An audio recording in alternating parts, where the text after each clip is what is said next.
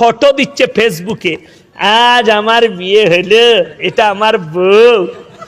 হারাম করে তোর না সরকারি বে, সরকারি বলেই তো লোককে দেখাচ্ছিস।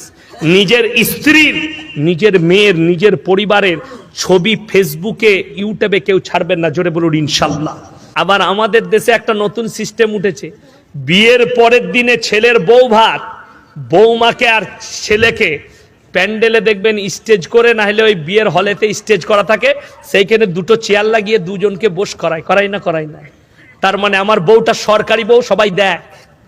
আর অনেকজনে এসে বলে শালা মাল পেয়েছে একখানা, বলে না, বলে না, কথাটা বলে না। এটার নামই হচ্ছে ব্যভিচারের গুনাহ, এটার নামই হচ্ছে গুনাহ, এটার নামই হচ্ছে জিনা। কেন? আর জিনাটার জন্য কে দায়ী?